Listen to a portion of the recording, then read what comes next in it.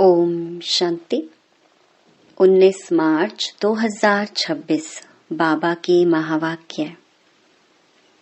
मीठे बच्चे, जैसे बाप दादा दोनों निरहंकारी हैं, देही अभिमानी हैं, ऐसे फॉलो फादर करो तो सदा उन्नति होती रहेगी। प्रश्न: ऊंच पद की प्राप्ति के लिए कौन सी खबरदारी रखना जरूरी है? उत्तर: ऊंच पद पाना है तो खबरदारी रखो कि मनसा से भी किसी को मेरे द्वारा दुख ना हो। दूसरा, किसी भी परिस्थिति में क्रोध ना आए। तीसरा, बाप का बनकर बाप के कार्य में, इस रुद्र यज्ञ में विघ्न रूप ना बने। अगर कोई मुख से बाबा बाबा कहे और चलन रॉयल ना हो तो ऊंच पद नहीं मिल सकता। ओम शांति। बच्चे अच्छी तरह से जानते हैं कि बाप से वर्षा पाना है जरूर। कैसे? श्रीमत पर। बाप ने समझाया है, एक ही गीता शास्त्र है जिसमें श्रीमत भगवानुवाच है। भगवान तो सबका बाप है, श्रीमत भगवानुवाच तो जरूर भगवान ने आकर श्रेष्ठ बनाया होगा, तब तो उसकी महिमा है। श्रीमत भगवत गीता अर्थात श्रीमत भगवानुवाच। भगवान तो जरूर ऊंच ते ऊंच ठहरा। श्रीमत भी उस ही एक शास्त्र में गाई हुई है और कोई शास्त्र में श्रीमत भगवानुवाच नहीं है। श्रीमत किसकी होनी चाहिए, वह लिखने वाले भी समझ ना सके। उसमें भूल क्यों हुई है, वह भी बाप आकर समझाते हैं। रावण राज्य शुरू होने से ही रावण मत पर चल पड़ते हैं। पहले कड़े ते कड़ी भूल इन रावण मत वालों ने की है। रावण की चमाट लगती है। जैसे कहा जाता है शंकर प्रेरक है, बॉम्ब्स आदि बनवाए हैं, वैसे 5 विकारों रूपी रावण प्रेरक है मनुष्य को पतित बनाने का। तब तो पुकारते हैं पतित पावन आओ। तो पतित पावन एक ही ठहरा ना। इससे सिद्ध है कि पतित बनाने वाला और है, पावन बनाने वाला और है। दोनों एक हो नहीं सकते। यह बातें तुम ही समझते हो, नंबरवार पुरुषार्थ अनुसार। ऐसे मत समझना कि सभी को निश्चय है, नंबरवार है। जितना निश्चय है उतनी खुशी बढ़ती है। बाप की मत पर चलना होता है। श्रीमत पर हमको यह स्वराज्य पद पाना है। मनुष्य से देवता बनने में देरी नहीं लगती है। तुम पुरुषार्थ करते हो, मम्मा बाबा को फॉलो करते हो। जैसे वह आप समान बनाने की सर्विस कर रहे हैं, तुम भी समझते हो हम क्या सर्विस कर रहे हैं और मम्मा बाबा क्या सर्विस कर रहे हैं। बाबा ने समझाया था कि शिव बाबा और ब्रह्मा दादा दोनों इकट्ठे हैं, तो समझना चाहिए कि सबसे नजदीक हैं। इनका ही संपूर्ण रूप सूक्ष्म वतन में देखते हैं तो जरूर यह तीखा होगा। परंतु जैसे बाप निरहंकारी है, देही अभिमानी है, वैसे यह दादा भी निरहंकारी है। कहते हैं कि शिव बाबा ही समझाते रहते हैं। जब मुरली चलती है तो बाबा खुद कहते हैं कि समझो कि शिव बाबा इन द्वारा सुना रहे हैं। यह ब्रह्मा भी जरूर सुनता होगा। यह ना सुने और ना सुनाए तो ऊंच पद कैसे पाए? परंतु अपना देह अभिमान छोड़ कहते हैं कि ऐसे समझो कि शिव बाबा ही सुनाते हैं। हम पुरुषार्थ करते रहते हैं, शिव बाबा ही समझाते हैं। इसने तो पतितपना पास किया हुआ है। मम्मा तो कुमारी थी, तो मम्मा ऊंच चली गई। तुम भी कुमारियां मम्मा को फॉलो करो। गृहस्थियों को बाबा को फॉलो करना चाहिए। हर एक को समझना है कि मैं पतित हूँ, मुझे पावन बनना है। मुख्य बात बाप ने याद के यात्रा की सिखलाई है। इसमें देह अभिमान नहीं रहना चाहिए। अच्छा, कोई मुरली नहीं सुना सकते तो याद की यात्रा पर रहो। यात्रा पर रहते मुरली चला सकते हैं, परंतु यात्रा भूल जाते हैं तो भी हर्जा नहीं। मुरली चलाकर फिर यात्रा पर लग जाओ, क्योंकि वह वाणी से परे वानप्रस्थ अवस्था है।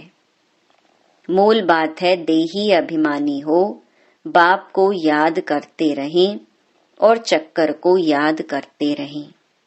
किसी को दुख ना दे, यही समझाते रहें, बाप को याद करो। यह है यात्रा। मनुष्य जब मरते हैं तो कहते हैं स्वर्ग पधारा। अज्ञान काल में कोई स्वर्ग को याद नहीं करते हैं। स्वर्ग को याद करना माना यहाँ से मरना। ऐसे तो कोई याद नहीं करते। अभी तुम बच्चे जानते हो हमको वापस जाना है।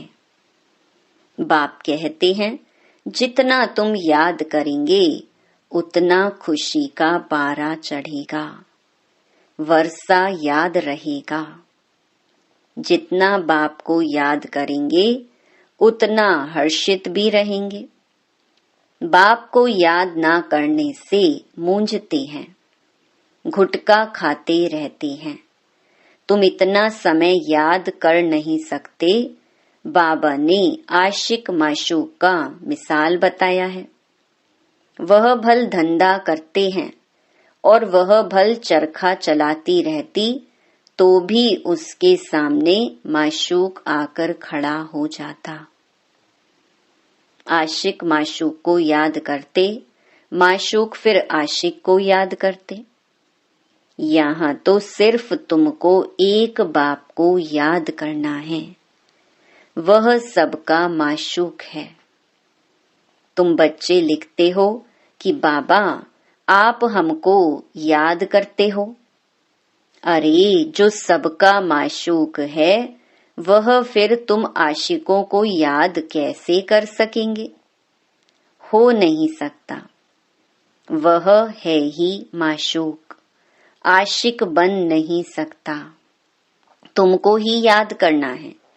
तुम हरेक को आशिक बनना है उस एक माशूक का।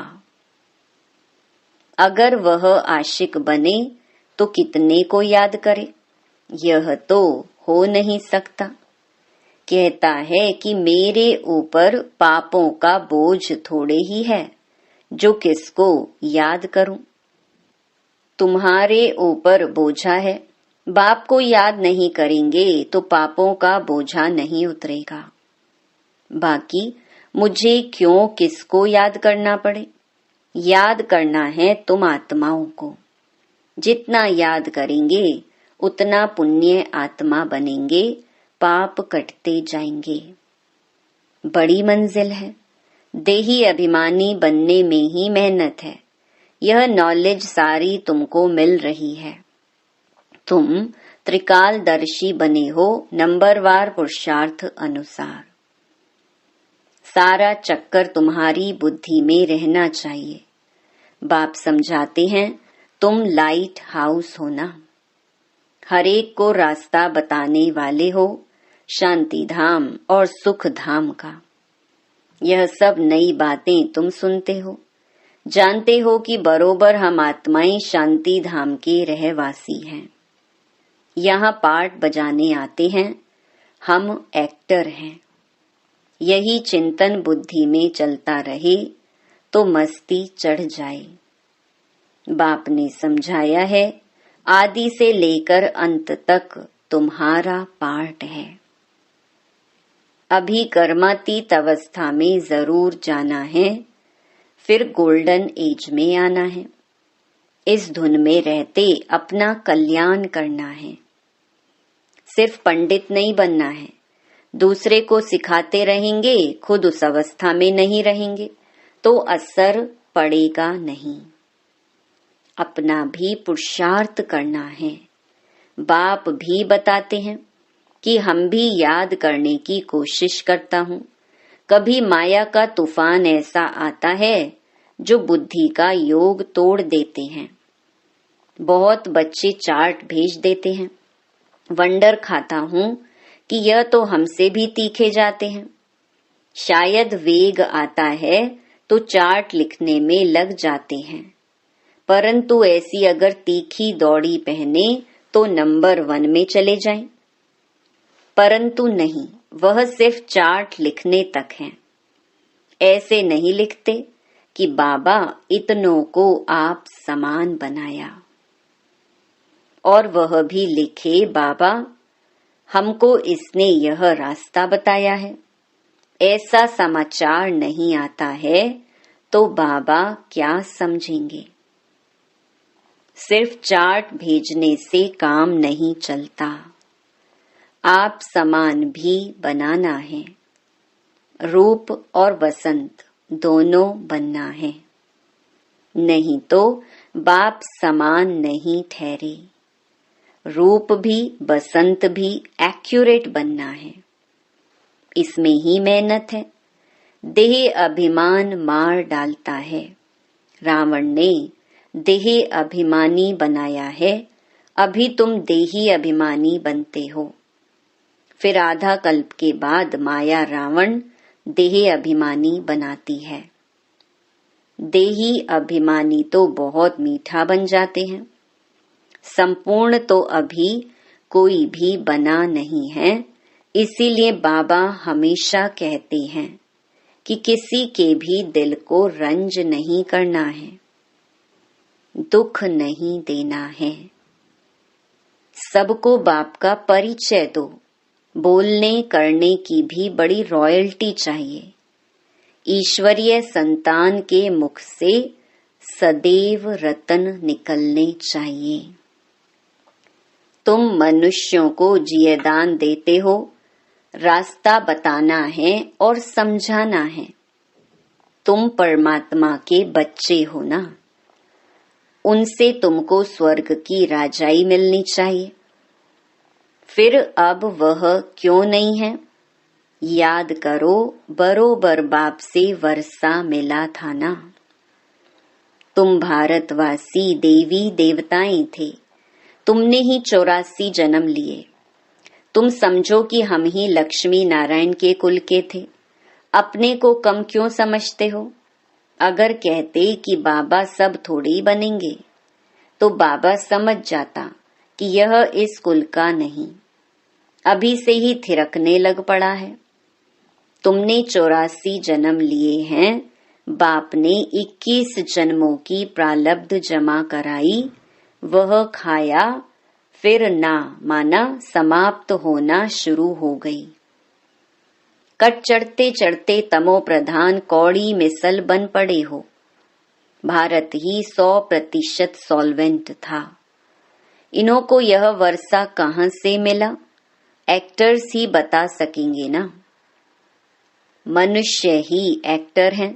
उनको यह पता होना चाहिए कि इन लक्ष्मी नारायण को बादशाही मिली कहाँ से। कितनी अच्छी अच्छी पॉइंट्स हैं। जरूर आगे जन्म में ही यह राज्य भाग्य पाया होगा। बाप ही पतित पावन है। बाप कहते हैं कि मैं तुमको कर्म अकर्म और विकर्म की गति समझाता हूँ। रावण राज्य में मनुष्य के कर्म विकर्म हो जाते हैं। वहां तुम्हारे कर्म अकर्म होते हैं। वह है दैवी सृष्टि। मैं रचता हूँ तो जरूर मुझे संगम पर आना पड़े। यह है रावण राज्य, वह है ईश्वरीय राज्य। ईश्वर अब स्थापना करा रहे हैं। तुम सब ईश्वर के बच्चे हो। तुमको वर्षा मिल रहा है। भारतवासी ही सॉल्वेंट थे, अब इंसॉल्वेंट बन गए हैं। यह बना बनाया ड्रामा है, इसमें फर्क नहीं हो सकता। सबका झाड़ अपना अपना है, वैरायटी झाड़ है ना। देवता धर्म वाले ही फिर देवता धर्म में आएंगे। क्रिश्चियन धर्म वाले अपने धर्म में खुश हैं, औरों को भी अपने धर्म में खींच लिया है। भारतवासी अपने धर्म को भूलने के कारण वह धर्म अच्छा समझ चले जाते हैं। विलायत में नौकरी के लिए कितने जाते हैं? क्योंकि वहां कमाई बहुत है।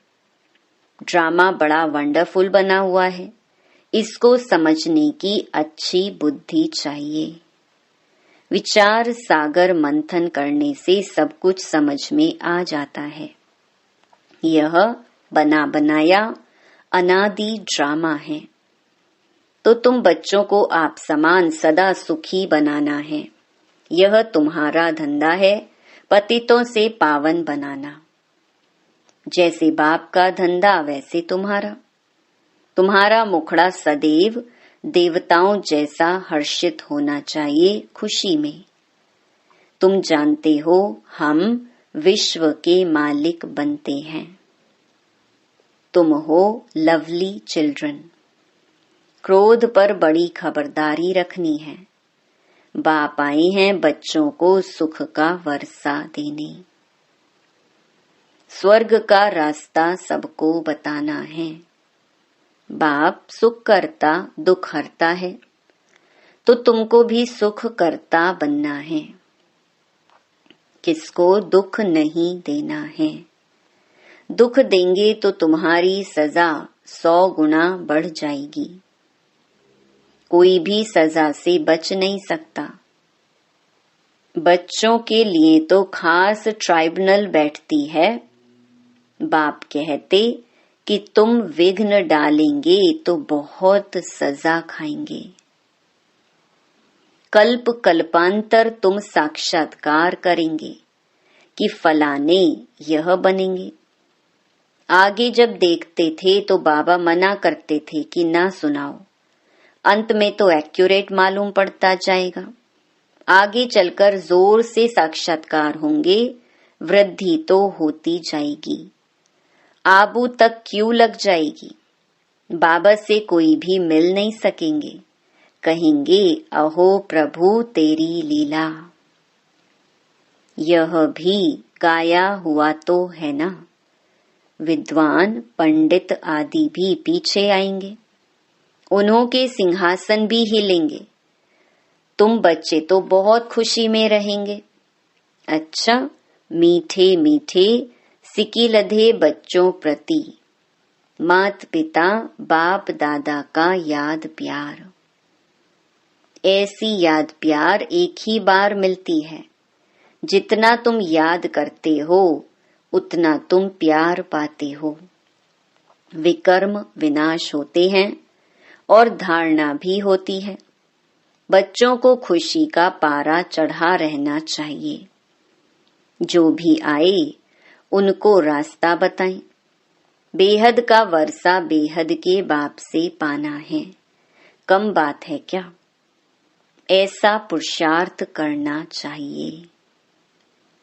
अच्छा, मीठे मीठे सिकिलधे रूहानी बच्चों प्रति रूहानी बाप दादा का याद प्यार और गुड मॉर्निंग। रूहानी बाप की रूहानी बच्चों को नमस्ते। धारणा के लिए मुख्य सार।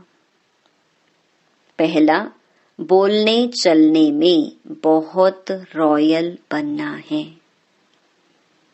मुख से सदैव रतन निकालने हैं।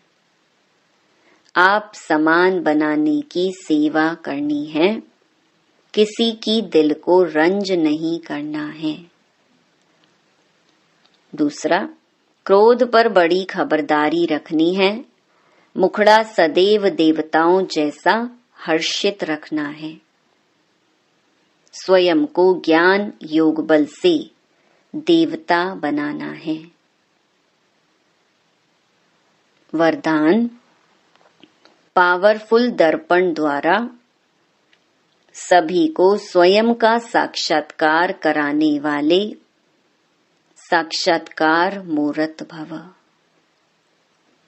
जैसे दर्पण के आगे जो भी जाता है उसे स्वयं का स्पष्ट साक्षात्कार हो जाता है, लेकिन अगर दर्पण पावरफुल नहीं तो रियल रूप के बजाय और रूप दिखाई देता है। होगा पतला, दिखाई देगा मोटा। इसीलिए आप ऐसे पावरफुल दर्पण बन जाओ जो सभी को स्वयं का साक्षात्कार करा सको, अर्थात आपके सामने आते ही देह को भूल अपने देही रूप में स्थित हो जाएं। वास्तविक सर्विस यह है, इसी से जय जयकार होगी। स्लोगन, शिक्षाओं को स्वरूप में लाने वाले ही ज्ञान स्वरूप, प्रेम स्वरूप आत्मा है। ये अव्यक्त इशारे निश्चय के फाउंडेशन को मजबूत कर सदा निर्भय और निश्चिंत रहो।